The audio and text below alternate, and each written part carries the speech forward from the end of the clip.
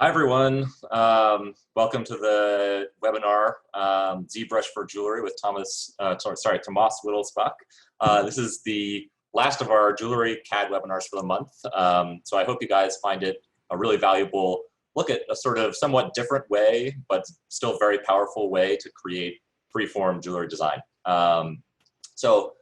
Just one note, in addition to today's content, I just wanted to invite everyone to join our jewelry industry discussion panel on June 25th on Thursday, which is between Rio Grande and the GIA. So we'll be looking at an in-depth into jewelry fabrication, the digital workflow, and kind of what's next for digital jewelry manufacturing. So I'll drop a link into the chat and let Tomas get started. Thanks. Hello, and thank you. Hi guys, so today we're going to go through ZBrush for jewelry design, but the big difference is that I'm going to kind of show you tools that you can use that are helpful if you're like using other programs, because a lot of people see ZBrush and they see demos of it and there are people sculpting and they're like, wow, that's really cool, except I'm not a sculptor. And that ends right there and you don't continue on. Where I'm going to show you a few ways where even if you're not a sculptor, you can integrate ZBrush into your pipeline and you can see how it becomes a very powerful tool in your toolbox to generate some jewelry. So, an introduction. All right, so this is things that I have made. Obviously, these are models and some actual physical objects that we've made. I sculpted these. Don't worry about it. You don't need to. But let's get into one of the first myths in the jewelry world about ZBrush. ZBrush has no scale. There's no way to do scale. You can't make things accurate in scale. You can. So let's look at scale. Scale, no, seriously. ZBrush has an accurate internal scale and always has, actually. So I created this model, right? Scale is a three-dimensional object. And the first place you start to integrate with your scale system is in Scale Master, and you find it in your plugins. And all you do is slider's a subtool, you hit that, and this gives you the measurements. It's a box measurement of this object. Now, if you'll notice this number is 99 hundred-thousandths of a millimeter. That's not a real number. That's a computer number. That kind of accuracy will never get out of the machine. Okay, can't say never, you're right. Some very high-end milling may be able to get that accurate. That's not a manufacturing reality, right? So to say that ZBrush doesn't have an accurate scale system, it has an accurate scale system that's so accurate that you can't even use it. So computers lie to you a little about some of these numbers and you can't get caught up in them. The other thing ZBrush does is because it was never intended to be used this way, a lot of these tools come in at different times. So how it rounds up's a little different, and that freaks people out because you're like, oh, well, wait a minute, those two numbers are different. Well, as we'll see in a second. So Scale Master is the first place you can deal with scale. The second place is within the 3D Print Hub, and that is update size ratio. Now, if you'll notice, our number here is 0006, and it's like, oh my God, it's giving me different numbers. It doesn't have an accurate scale. It just rounded up. So we're 100,000th different, right? So yeah, once again, not a real issue. You just have to remember that these tools were integrated at different times, and when the programmer wrote it, it just rounds differently. It's not that it's giving you an inaccurate measurement, because let's face it, even 10,000th of a millimeter is a pretty small amount. So the other thing is I'm going to kind of blow through this, and I have all of these models open in ZBrush. So if there are any questions later about some of the stuff, we can go over it. I just want to get these ideas into your head because it's really about rearranging how you think about ZBrush and how it works. Okay, so we have scale here. And when you hit update size ratios, I've pulled this out into my custom UI, so it's down here. You can see that it gives you a few options. It's like, oh, did you mean inches? Did you mean 100, and you just click millimeters and now that's your scale. The third place we use scale, this is called the transpose tool. And I use it like a ruler. And so each one of these ticks is 1 millimeter. And then as you can see, there are these little red ticks, and there are 10 of those, and those are tenths of millimeters. In jewelry manufacturing, 1/10 of a millimeter is pretty darn close to how accurate you need to be.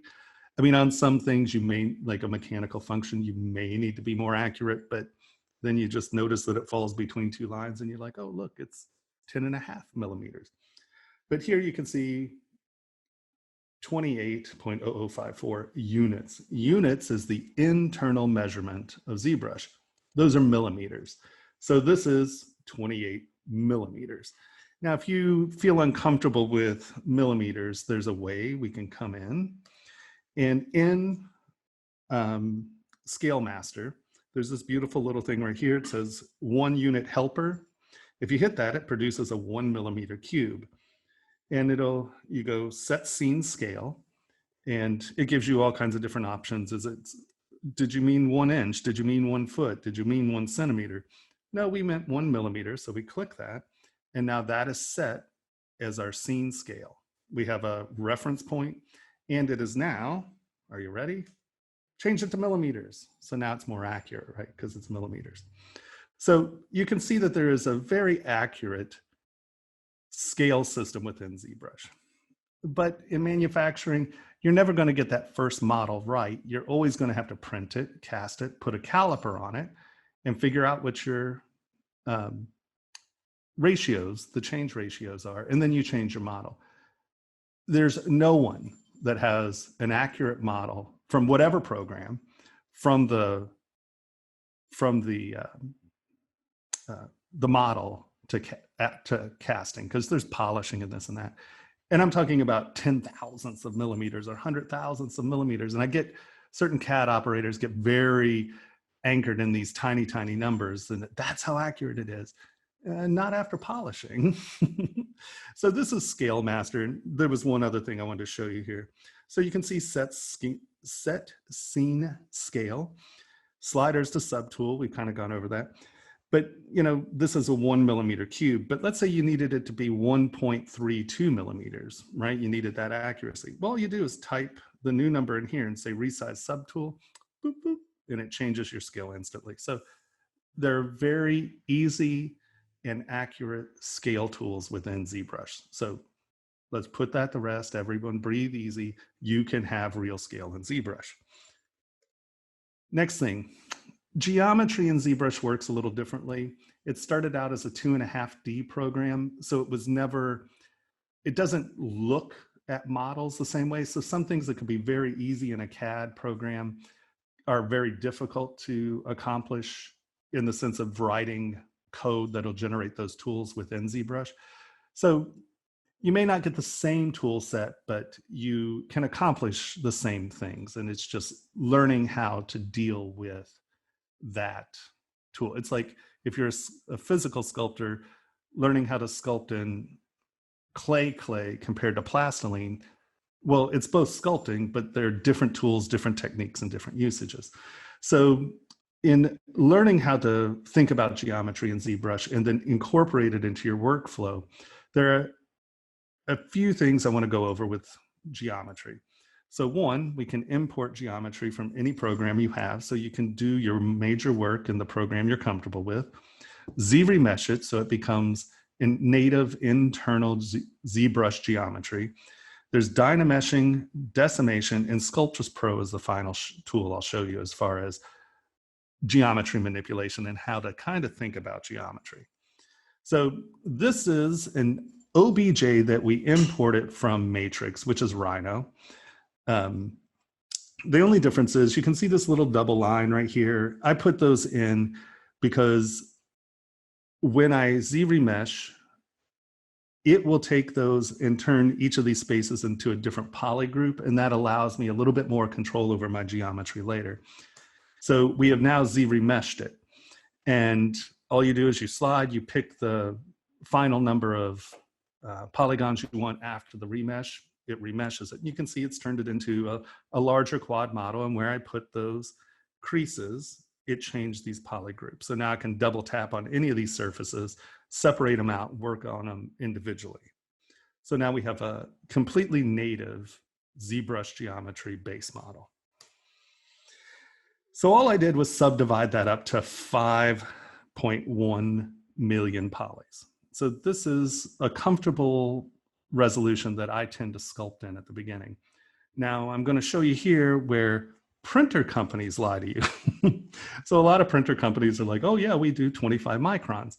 And then they'll show you all these beautiful thin wire filigree jewelry. The problem with that is any printer can print a 0.5 millimeter wire ring. That's not impressive as far as the capacity of what that machine can do. Right here is the down and dirty. When I talk about detail, this is what I'm talking about. See this very subtle brush marks here, the separation of these multi-strokes, the fidelity of these edges, they don't tessellate, and how crisp and sharp this dippling is. When they talk about detail, they're talking about things like this. They're talking about hard linear detail. This is much easier to carry over than this very subtle surface geometry. The main difference is your X and Y resolution. And so a lot of people have a 25 micron Z step, right? And that's a mechanical function. You can get that to a 0.5 micron if you have a screw that's threaded enough so as it turns, or whatever mechanical function they're using to do that Z step. But that Z step is mechanical, where the XY step is, or the XY resolution is based on the thickness of the light that's coming into the projector. And so this kind of very subtle geometry is very difficult to retain. And that's where the Form 3 is really incredibly good. Its XY resolution is pretty wonderful. I mean, its real competitors jump up into $15,000 to $30,000 printers, and to be able to get into one at this price point becomes a really, really powerful tool in your wheelhouse. So the first thing we're going to do is a thing called Dynamesh. Dynamesh takes the 5 million poly model, and we're going to Dynamesh this down to 1 million polys. So we've lowered our geometry, and I'll show you it's trying to retain the geometry of the original model. But Dynamesh takes quads and triangles, but it tries to create a homogeneous mesh. So all of the quads and triangles are roughly the same size. So here you go. This is the same model. I've Dynameshed it down to 1 million polys. And you can see that it's a pretty even mesh. Now, when we look at it, you can see some issues here, right? We've lost some of this surface resolution. Any of the curves start to tessellate, so you lose your edge fidelity. This is completely softened. So you can see we've softened this model. There's not as much separation between these strokes. And you can see even just within the computer, we can lose a lot of our surface resolution or our detail, right? So, but this gives you a nice quad model or a homogeneous model. There are triangles in there. But there are a lot of other tools. There are reasons to Dynamesh, but just so you can see this. So a Dynameshed mesh. Now, decimation is adaptive geometry. It means it's going to put the geometry where it needs it to retain the surface detail. So we're taking that 5.1 million poly model and we're breaking it down to 250,000 polys. Why this is important is when some people have computers that can't deal with the higher res, when you're going out to printers, you don't want to send it a 50 million poly model. You want to send it, 100,000 to a million poly model. So these are all things of being able to retain your surface detail while controlling your geometry counts. So now this is a 250,000 poly model. And as you can see, it's not even, right? Where that little ridge was, it added more geometry. To keep the fidelity of the dimples, it's obviously added a lot more geometry. These are nice deep strokes, so it added more geometry there. And now if you look at how much detail is retained, 250,000. This is, a quarter of the geometry of the Dynamesh model. But because it put the geometry where it needs to be, you can wind up with a model that has all of this beautiful surface detail and is small. And so now, we're going to take this down to 20,000.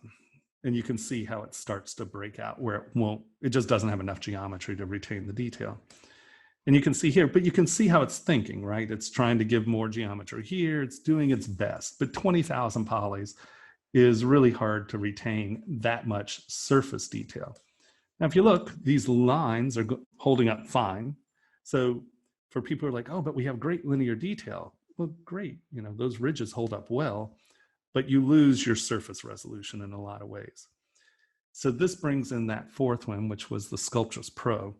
And Sculptris Pro, I use more as a later in the process. You bring these models down to this later on, or when your model gets too big and you just need, let's say, an eye or a setting that has a lot of detail, but you don't need the detail in the rest of the ring. You bring it down and you use Sculptris Pro. So that's a 20,000 poly model. And I've drawn these lines on it. And I want you to kind of wrap your head around some of the scale here. And this is another place that those precision junkies who are like, oh, it must be precise. Computers lie to you. You can do things in a computer that will absolutely never come out of the computer. And learning that, oops, sorry, my little speaker, that's the only way I hear those. So, okay. Oops, let's go back. So this line is 0.7 millimeters. So you can see that a 1 millimeter little vein is not super impressive. So we're now at 0.4, 3.2, 2.5, 0.16, and down here we're at 1 millimeter. But there's no way I could have any of these lines in here with a 20,000 poly model. So Sculptris Pro just adds geometry where you need it in the stroke. So you can see that this is still a huge loose mesh, but where I need more geometry, Sculptris Pro adds it as you're using it to the location that you need it. And I want you to look at this number. So just me drawing those lines and doing this little bit of thing down here, we went from a 20,000 poly model to an almost 2 million poly model. And if you think about most CAD programs, we'll need to add geometry evenly to get this kind of detail. So being able to get, so if this is 2 million polys, if you think about just this strip right here, that'd be 2, 4, 6, 8, 10. So, it'd be 20 million polys just to get this side of that half to everybody be at the level where we can get just that smallest detail. This allows you to only put the geometry where you need it. So now you can see here, this is 1 millimeter, 100 microns. So this is a 25 micron step. So that's the thickness of each layer of the printers. Well, now let's go over here into this circle. And what do we have down here? Well, I've written my name at 0.019 millimeters. So 1.9 microns, I've put this in here. So you got to think those M's are probably about 1 micron high. So I can put this into my model in the computer. I would say that's a lot of resolution, a lot of accuracy. Problem is, we're never going to be printing at 0.5 micron. Well, I don't think in my lifetime. That'd be very exciting though, the detail I could get. So once again, you got to remember that your computer lies as far as reality goes, right?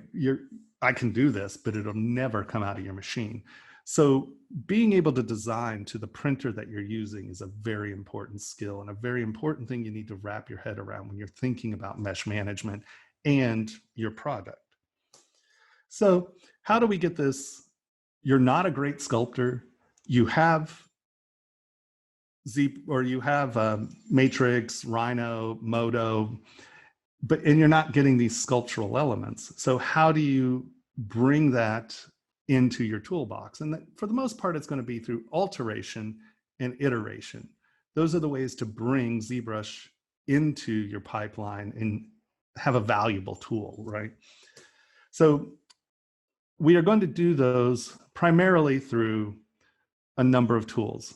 Libraries is a very big important one, and that's libraries of design elements, of settings, of ring sizes, of cuff sizes, bangles, stone shapes, cutters. And we're going to go through each of these.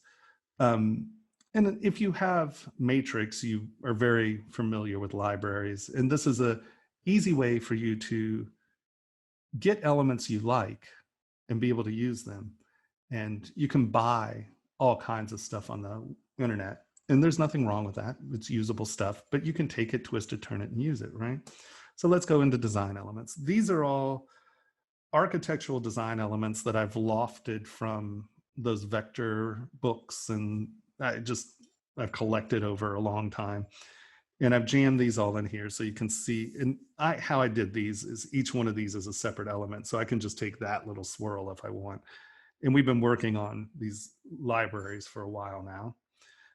So these are all elements that you don't have to sculpt, but you can use on your jewelry and apply it easily. And we're going to go through it. Settings, right? So you can have libraries of custom settings, so you don't have to sculpt it. You can import them from any of your other programs. And boom, now you have a library of ZBrush. So you just bring it in, tuck it, and use it just as you would in any of your other programs. Ring sizes. I use it as a mandrel and a band. So this is always the internal reference of the ring size. And then this is a base model that I can use to just start. You know, people are like, oh, well, how do you get a 10.5 ring? Well, I just use the manual and I start using this band. And now I always have this consistent scale reference, right? Cuff sizes, the exact same thing. Bangles, the exact same thing. These are base models that I know are the right size. Stone shapes, I use a thing called GemCut Pro, which is basically a digital faceting machine. And you can see how very quickly you can get custom cut stones. All you have to know is your facet maps, and you can find facet maps for all kinds of stone cuts out there. So you just put your facet map in, you can see that it generates the stone, and it also gives you like a little rendering so you can see if you're what the reflection map of the stone is. So yeah. Cutters. So cutters, or how I use them, is sort of the airspace in a mechanical function, right? So this is a clasp. And why these are awesome is once you have this, you have a mechanical function that you never have to think about again. I know for a fact that that geometry works. So I can sculpt this part. All I do is take the cutter and slide it in. So that's where I want the pin. You can readjust this so it lines up with that. And then you just Boolean cut it and it produces the three parts. Look, it's produced the airspace for the spring and the little notch. It's produced a little lip so that when these sit together, it won't slide, and a notch for the spring. And then it's done a hole and a pin. So you can see how that's very freeing because I don't have to think about the geometry. I just worry about my sculpture. And once you have a library of cutters, you can do it to anything. You know, I can do anything to this, and I know for a fact that this mechanism functions. So these become very powerful tools. So the other way of altering your geometry is through alphas, VDMs, and IMBs. Alphas are displacement maps or depth maps. VDMs are basically three-dimensional displacement maps. And you're like, well, it's all three-dimensional. I'll show you what I mean by that. But it's a vector displacement map. It's using a slightly different geometry, or how it understands geometry. And IMB is insert mesh brush. And within ZBrush, you'll also see IMM, which is insert multi-mesh brush. So you can have a library of stuff in your brush. So let's say you have screw heads, right? You can click the one brush, hit M, and it comes up with a library of all the different versions of that tool you can use. And you just drag them out. You can use them as a curve. They just apply to the surface. And it's just a very easy way to use some pre-built brushes. And once again, that way you can acquire those either through buying them or build a handful of libraries.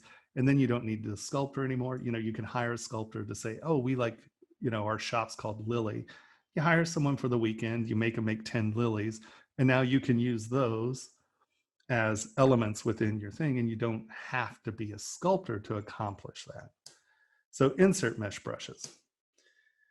This is one of my libraries, and we're going to choose this element right here, and I'm going to want to apply it to my jewelry. So I take it out. Here is my model. We come into our brush menu. We hit Create Insert Mesh. Create Insert Mesh is very important.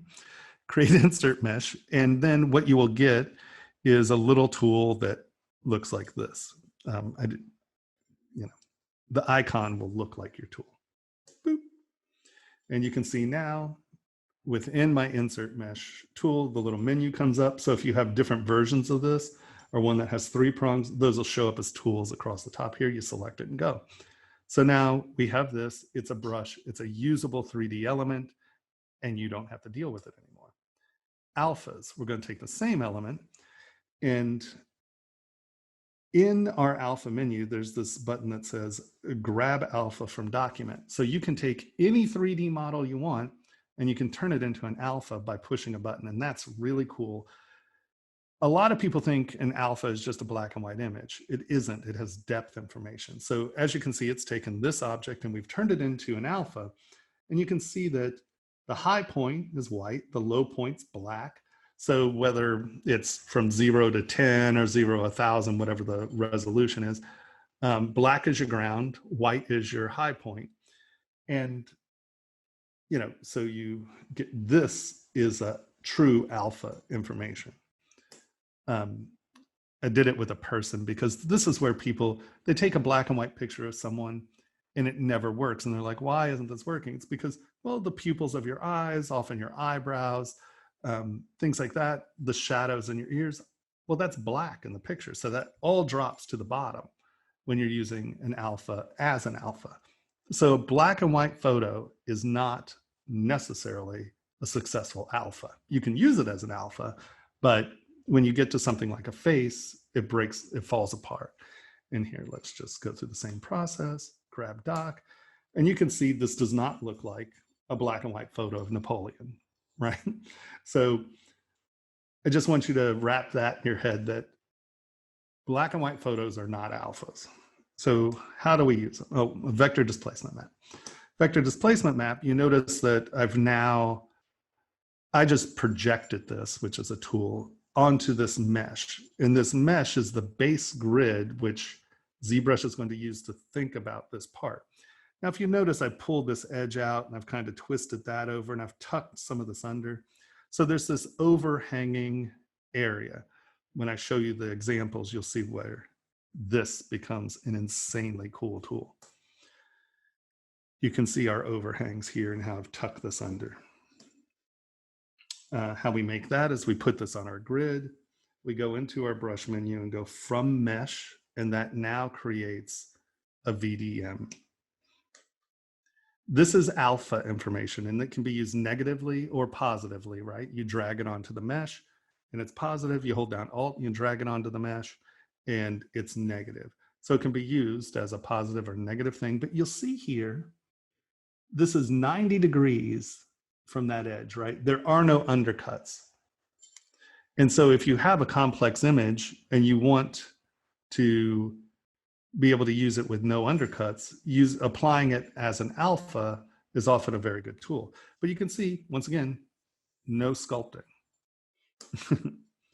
And here you can see it finds that terminal line or terminus line, and then it just goes straight down. Where the vector displacement map, look, we now have these overhangs and these undercuts, and this is really impressive.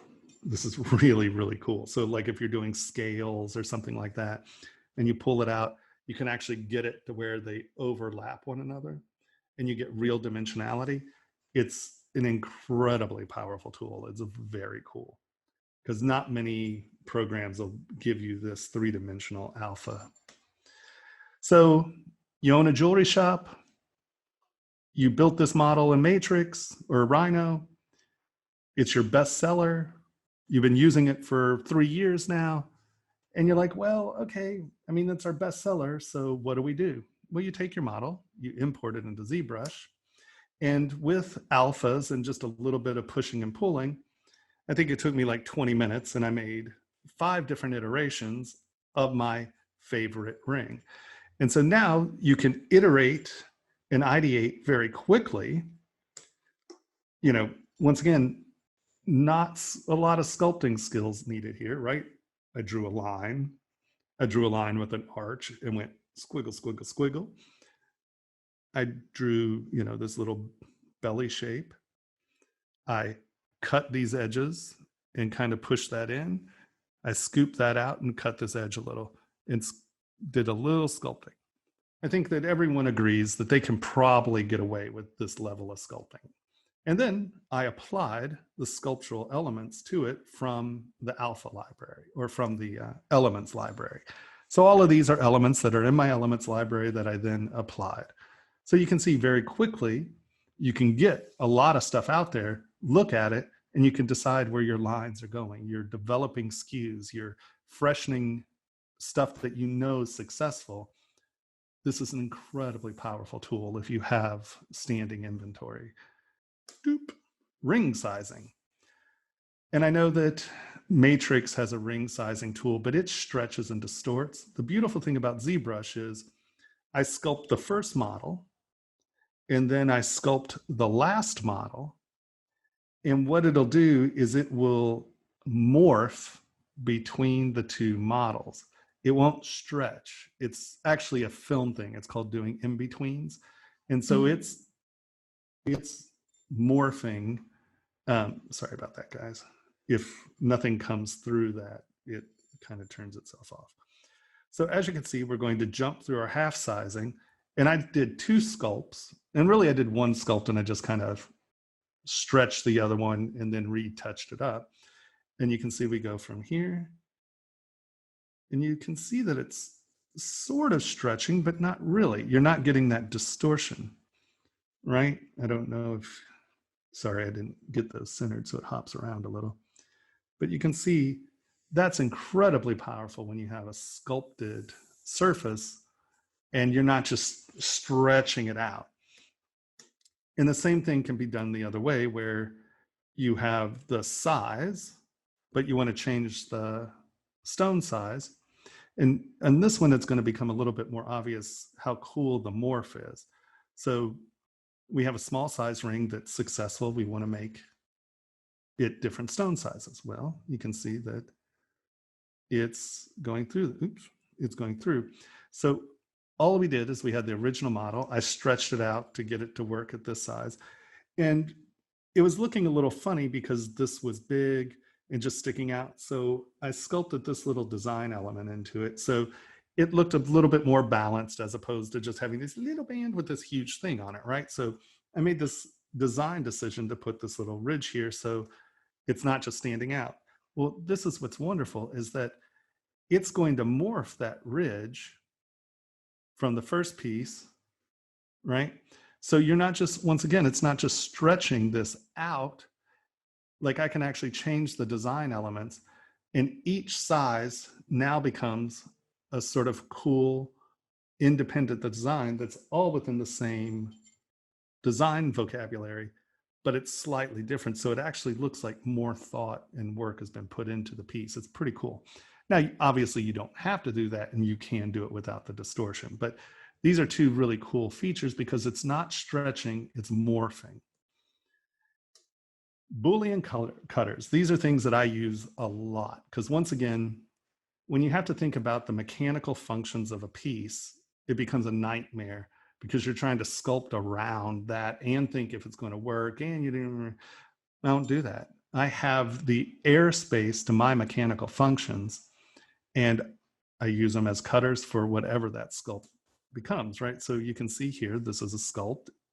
I didn't take into consideration really what was going on, and now I can come in here and, you know, smooth this out and kind of just go around it, and I can fine tune my sculpt to the cutter.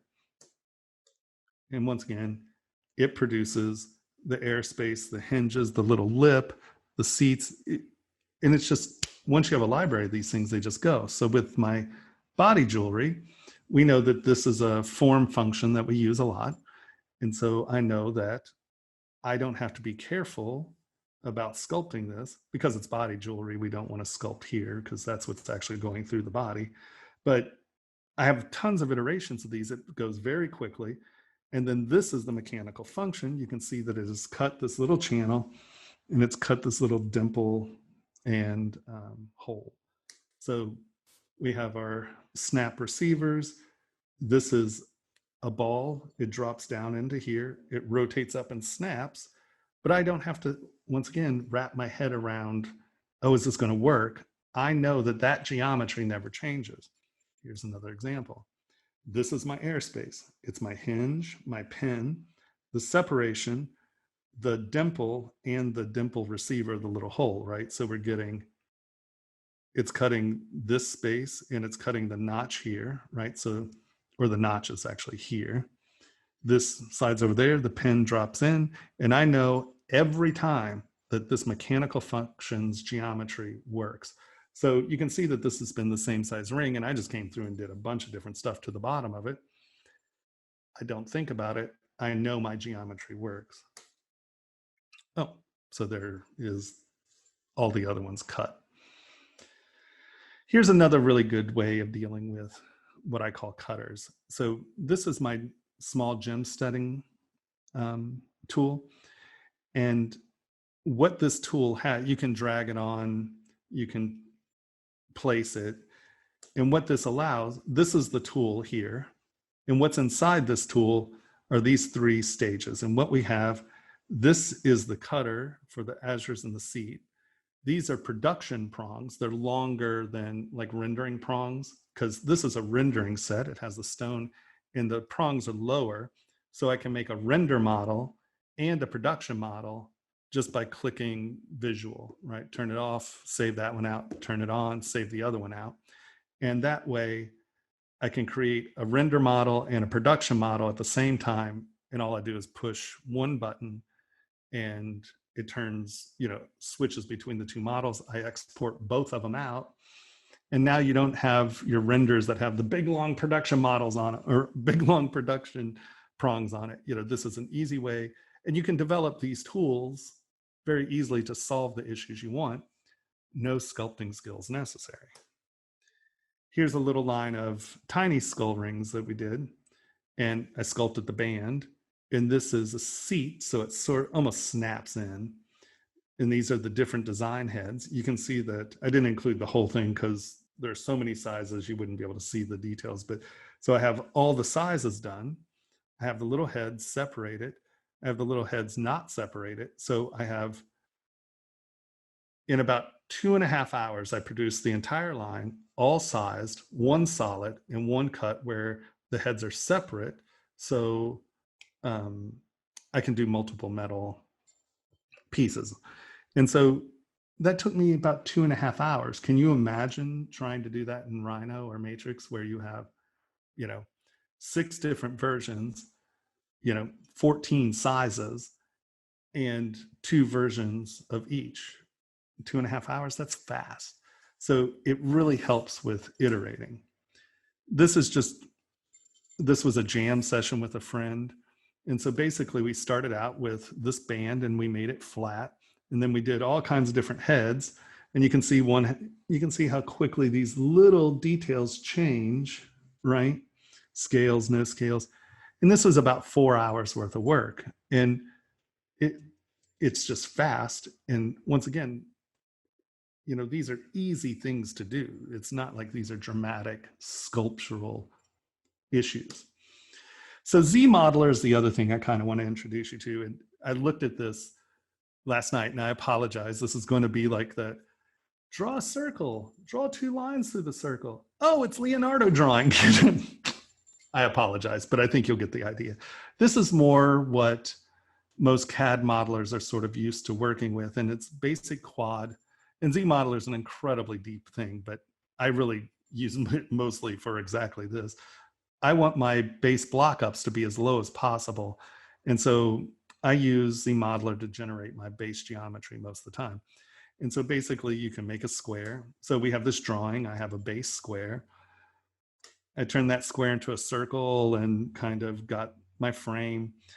And then I just start creating cubes, and you can see how very quickly you get this block out very fast. And now I'm going to show you sort of the finished sculpt there was supposed to be another slide in here, but I don't know where it went. Sorry. This is the block up, and this is the final piece. But if look at this and really think about this, all I did was knock these edges off, right? I drew one line. Gosh, that's ugly. I did a couple lines. I created a little depth. And this is not dramatic sculpting skills here, right? It's knocking off edges and drawing a few highlights. And with a little bit of practice, you can get to be able to do this from a block up very fast. And you can create very organic, lovely models without a whole lot of sculpting skill. So instead of thinking of ZBrush as a replacement for your other tools, it can become a very integrated part of your toolbox and do those organic things that become very difficult in other programs that are easy in ZBrush. And I think that is the end of the slides. So I think... we have some question and answer questions from the audience. Can you hear me, Tomas? Is Amos there? Can you hear me, Tomas? Hello. I can hear you. We're going to do Q&A a little, but volume might be down. I can't see the questions. Let's... Oh. My speaker wasn't turned on. Can you hear me now? That again. Can you hear me now, Tomas? I can. Sorry. Excellent. Yeah. All right. Sorry about that, guys. So yeah, we have a few questions from the chat. One question is, what are production prongs versus render prongs? Oh, so when you render, right, you want, is that the one model I don't have here?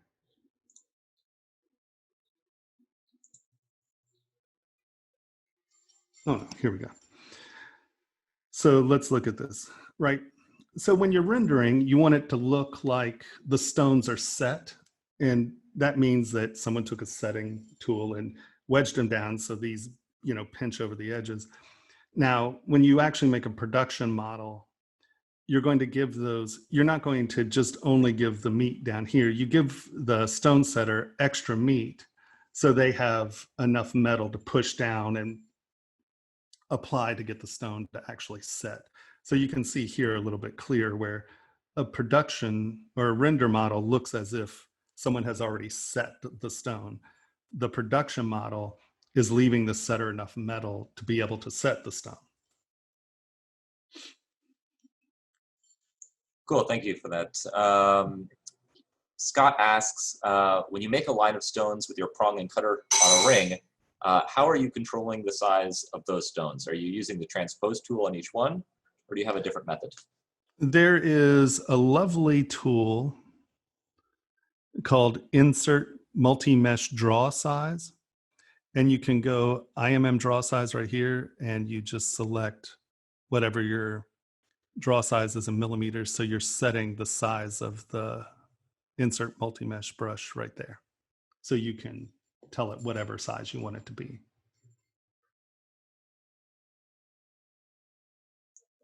Cool. Let's see.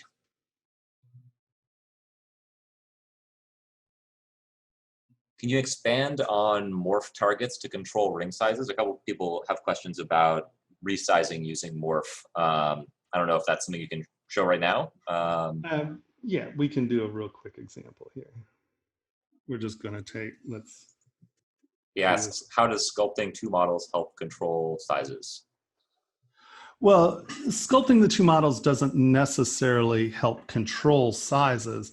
What it allows you to do is matrix tool, what it does is it literally just stretches everything. So you get weird distortions. And so I can take this model, hold on, let's bring it down here.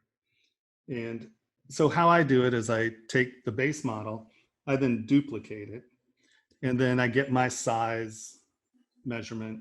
Let's get that mandrel in here.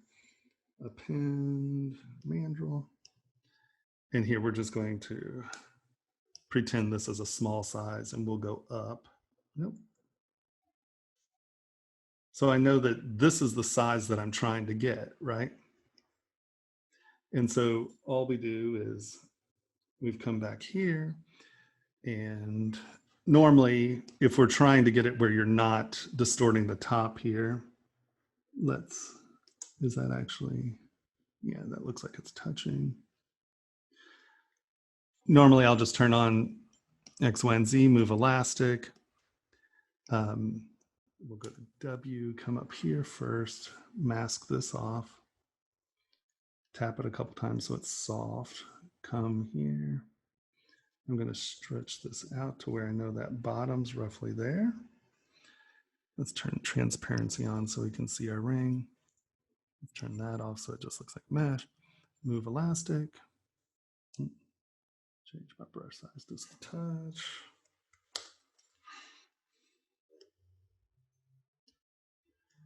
And just get this out to where it's roughly where you want it to be. And this seems like, well, you know, I can just push a button and do this and the other one. Well, no, because now you can see here that where that distortion was, I can come back in here and kind of control the distortion a little bit more, push it around. If I need to resculpt an element or something, I can do it right now. And then here, let's do something dramatic. Let's just push that up. All right, so now we have our new size with this, you know, slight alteration because it's bigger, so we want it to look a little bit more natural. And as you can see, it's not stretched. We've re-sculpted it or readjusted it to where it fits the bigger size a little better than just stretching everything. I don't have the mermaid ring here. The mermaid ring works pretty well because it stretches everything on the side. And so all we did with that is I just take this and move it up so that slight distortion, you can really tune where those stretches are and just push them into place. And it's that quick. It's not something that you need to be, you know, it's a visual thing. It's not a math thing, right? So you just kind of push it until it works. And so now I know that this is my larger size. You have to sculpt the first one and the last one. And then now if you just want to do it live, you can, but I always like to have an anchor so I kind of know where I'm going, because you can't just replace the models when you're doing this. So we come in, we go to layers, we turn one on, and now I'm going to turn my reference point on. We're going to mask it, stretch it, and obviously I'm not being as careful as you would be. Move, get it out to where my element is. I'm not going to push project because we have a limited time and it might take a little bit of time to do the projection. Oh, this is small model. We'll do it. So project. I didn't line those sides up. Sorry, guys.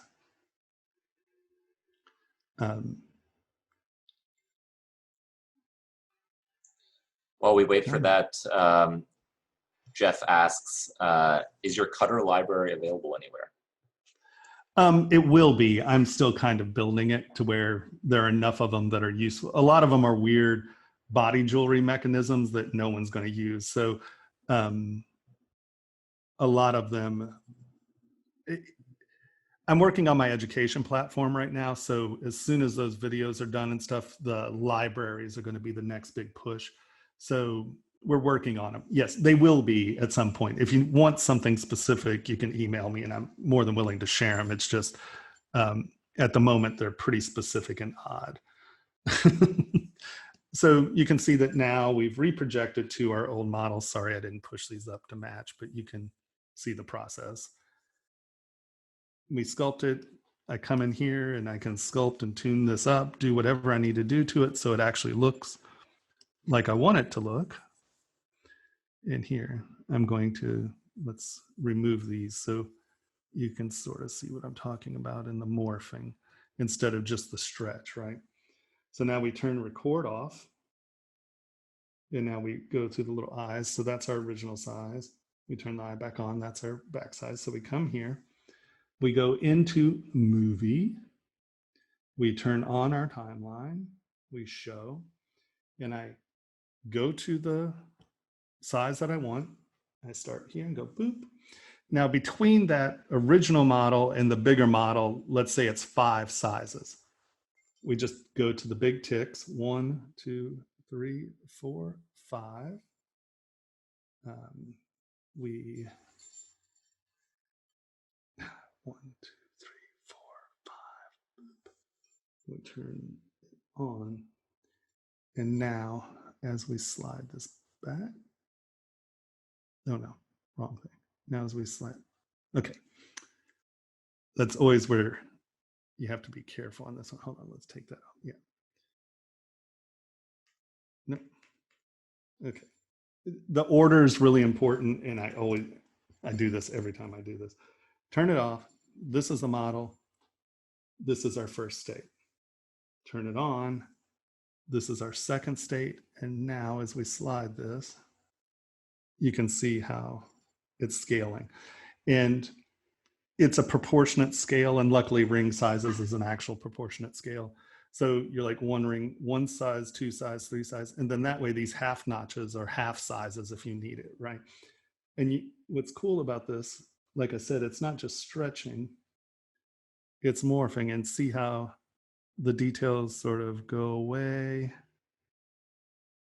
right? It didn't just stretch, it literally morphed between the two. And that's the big difference, because it allows you to have some like vitality in your design where each one's not just a clone of each other, but it's sort of this transitional thing in sizes. And that's one of the things that's always bothered me is, the detail in a small ring compared to the detail in a large ring, they're different. They have to be. So you used to have to sculpt each one. Well, now you just sculpt one, sculpt the other, and it'll do all those subtle transitions between. It's really awesome, powerful tool. Sergio asks if he wants to buy ZBrush, which plugins should he have for jewelry? Well, the beauty is all the plugins are basically free. You get a lot of them, but you'll want Ringmaster, you'll want IMM draw size. Dynamesh Master is a very important one. Let's see what we have here. I use so much ZBrush, which is a completely different, it does a lot of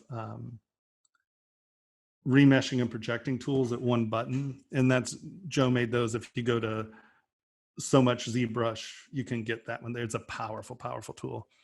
Let's see. I think those are the only ones that are Dynamesh Master, IMM draw size. Oh, Kitco. Metal quotes is a really good one because it'll give you your metal evaluations, right? If we just hit this, get metal prices, and see, it'll tell you what the weight is. And Kitco gives you spot pricing. So this is what metal is selling for at the moment. It's gone up a little since yesterday, 1766.4. And so now you know that in 9-karat gold, it's $500, and 22 karat, it's $2,337 worth of metal, right? So Kitco's an important one.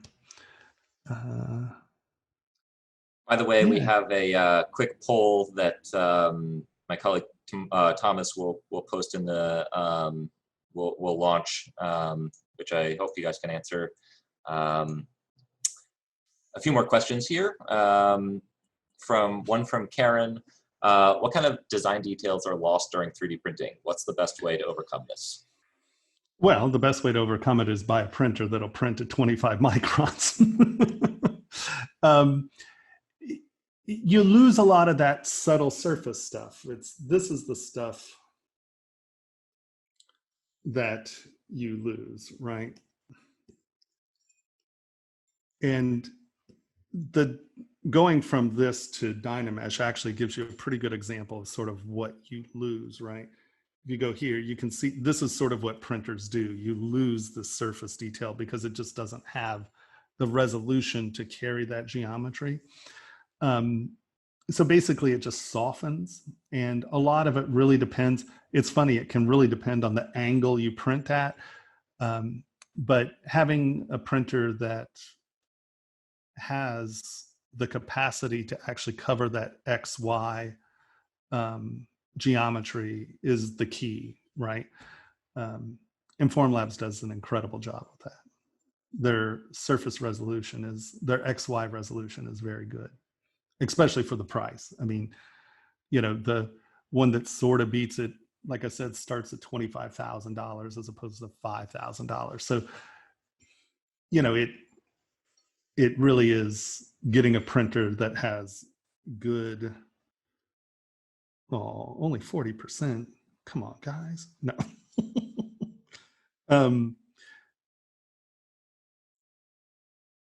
So a lot of it is just the capacity of your printer. So if you can't print something at 25 microns, there's no solution really other than getting a printer that can, you know.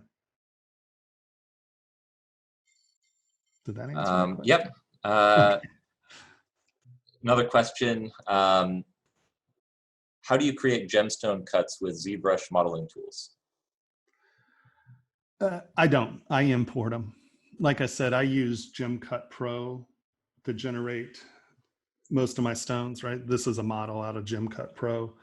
I mean, you could, but there are plenty of just accurate stones you can just import, you know, as opposed to me trying to. What's really funny is I was trying to make Sculptris Pro in ZBrush with cutters and using arrays, and you can, but there are tools out there where you can just get perfectly accurate, beautiful models. I mean, like trying to figure out your faceting cuts on something like this with Booleans. So it's much easier just to get these. And once again, if you don't have one of the pieces of software, I can give you gem libraries. It's part of the download on my website. You can just, if you sign up for the newsletter, you get gem libraries and stuff like that. So the easiest thing is just to import it. Just a couple people asking where the video will be available afterwards. So we'll have to wrap up by 1 p.m., but the video will be available on demand in an hour or so, and eventually on YouTube. I think we have time for just maybe a couple more questions, really quick ones. Let's see. We went over this a little bit, but how is it possible to add 3D textures in the model using ZBrush? Well, I mean, do you mean like just random textures? Or I think he probably means like just maybe you can show applying an alpha and what that really means. Sure. So let's go to our full resolution model. And so basically, let's pick a standard brush. Standard just has a better profile for laying on alphas. And so you can just take your alpha, boop, and drag it on. Oops, I say that, it doesn't work. The alpha didn't come on either. There we go. And it's literally just sort of dragging something on. So where's Napoleon? Nope, that's not Napoleon. All right, we'll just use this. We'll take this. Let's turn that off. Come here, grab dock. So you can see the alphas there. And now we go back to our ring.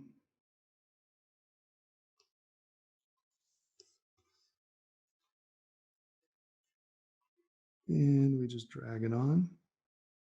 And you can see that it'll come on. I have symmetry on, so we're getting a quad symmetry. You can see it's sort of flat there. So we can kick up the intensity a little and drag it on. And so you can see as if you have a library of stuff, you can very quickly just drop these on as detail, and you don't have to know how to sculpt.